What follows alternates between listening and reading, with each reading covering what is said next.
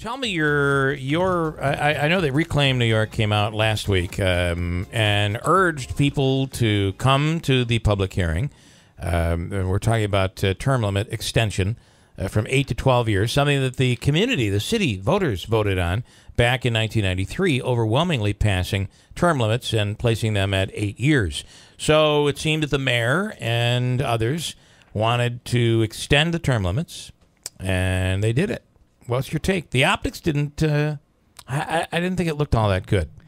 No, I don't think it looked good either, especially when the mayor comes out and makes a statement to the effect that the voters wanted this. Yeah. And, you know, unless he's got that little crystal ball sitting in his office, I don't know how he comes up with that idea.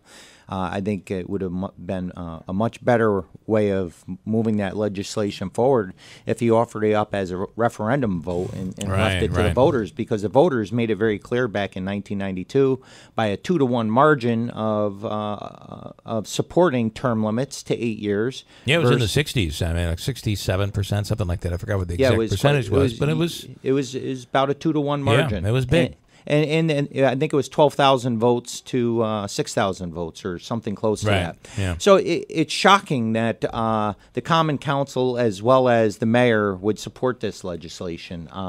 So it's been done, though. And even the public hearing was held at a time when most people probably wouldn't be able to go there unless they were retired. 11 o'clock on a Friday afternoon, I wouldn't say is a very fair time to hold a public hearing if you want the working class families to be there. So it seemed that the public hearing was held, and from what we were told, were you there, by the way? I was not there, but I was getting updates on it. And it seemed like most of the people there were against it. 20 people got up and spoke against it compared to one person that supported it. That was for it. So... And it was said that part of it was because of all the signatures. It was like 1,200 signatures. However, we did have people in here yesterday saying that they thought they were signing something that would have turned this into a referendum. So there seems to be some confusion on the signatures as well. What is it all going to mean? You can't change it now. The mayor signed this. It's the law of the land in Utica now. Well, I think that's going to be up to the people. You know, so moving forward, obviously, when somebody increases term limits on their own office, it's like getting in there and voting themselves a raise or something. So it's very challenging to overtake an incumbent in office. We all know that. So going forward, I guess there's some options here. The voters are going to have the final say in what happens. Yeah. I don't think it was a very wise move on the mayor's part. So the voters will look at this stuff. And I think the voters have the option of possibly doing another referendum to take it back to 8 years if they want, you know. That could happen. I think you have some council members that are talking about doing just that come next year, and then some that are running that say they want to try to reverse this. I had a council member tell me last night that he did not support the legislation, but he voted for it because he had a family member that works for the mayor. So that's quite sad when you're pushing legislation. Wait. Yeah, when you're pushing legislation to take care of your family and not your constituents, there's problems there. All right, who said that to you? I don't want to throw this guy under the bus. Well, you just did, kind of. Well, when they come out and say that, I didn't say his name. But now all we have to do is find out who works for the mayor. I'll leave that up to you guys. Who is that? I think this came up on the show last week. Is it not Jack LaMedico, whose son is employed by the city? Let me ask you, is that who you spoke with? Well, let me ask you this. I'm not going to throw him under the bus. Are you saying unequivocally that this person told you that?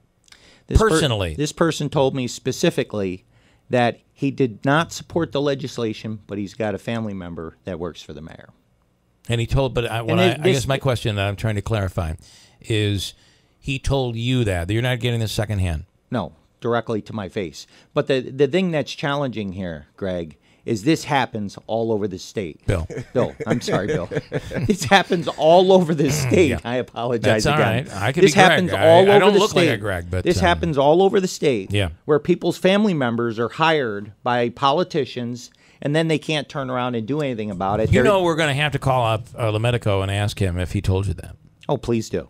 And if he's being honest, you believe that he will say that he spoke with you. Yes. All right. All right. Well, we'll do that tomorrow morning because that's a pretty big. So you certainly take it. Did you say that to him? What did you say to him when he said that?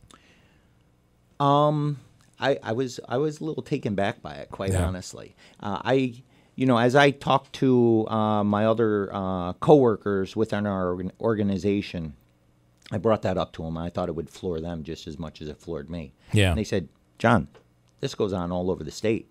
Yeah.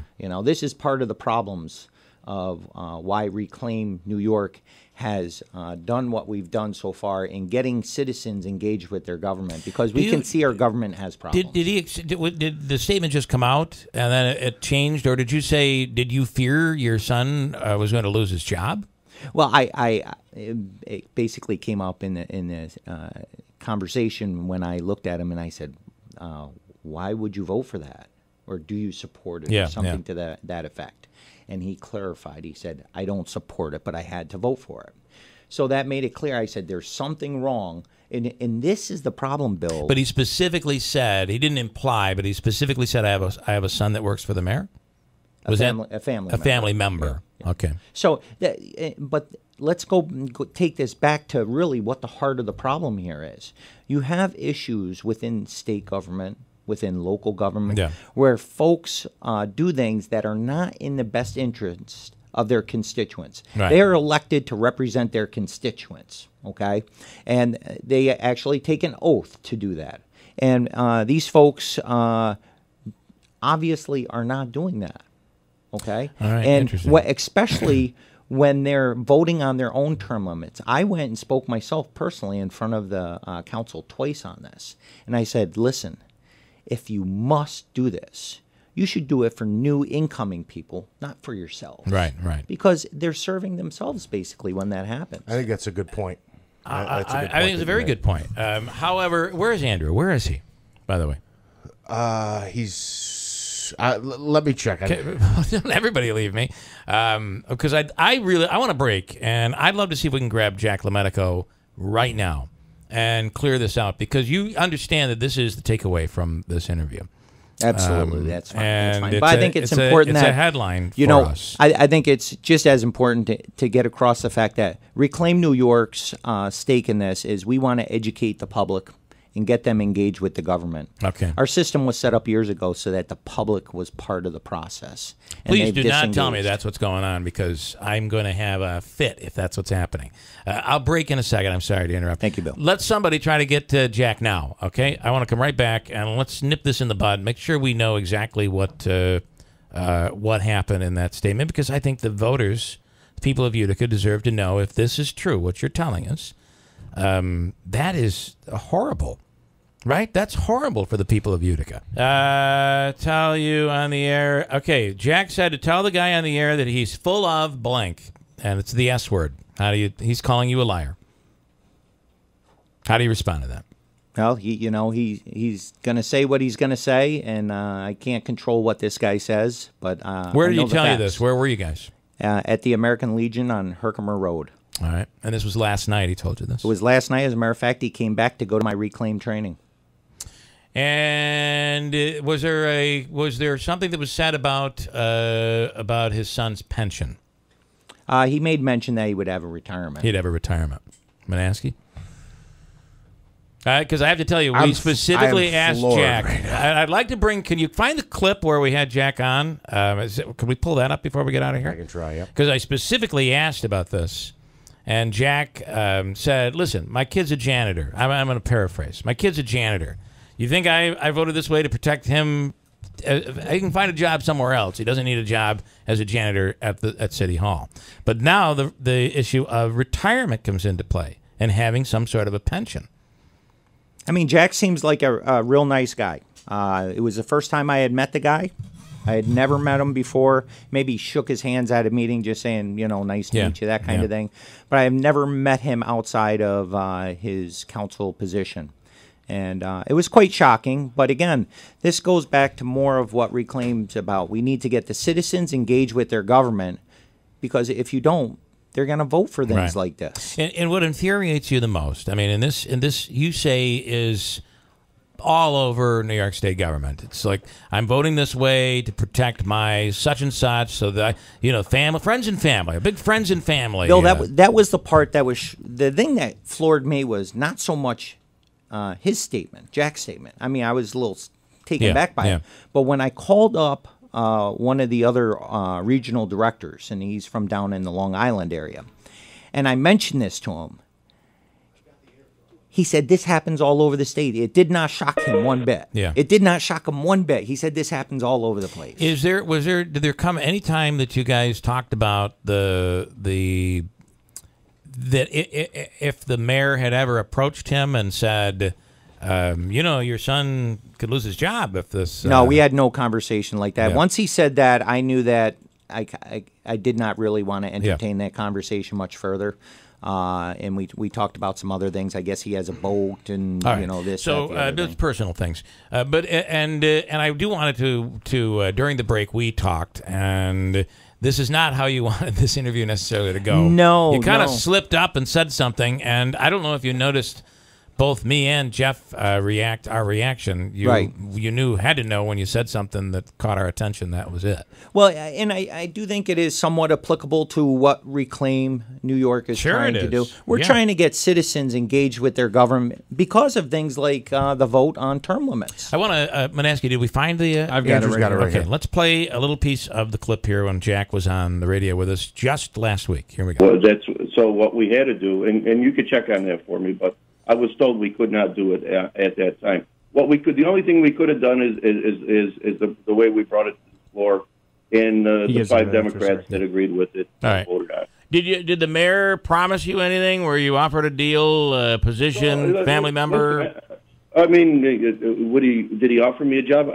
I make more than the mayor does right now. I'm a pro officer with the state. I'm a senior pro. Right. I'm a senior member of the pro. Where am I going to go? I just turned 62 years old. Right. I'm not going to.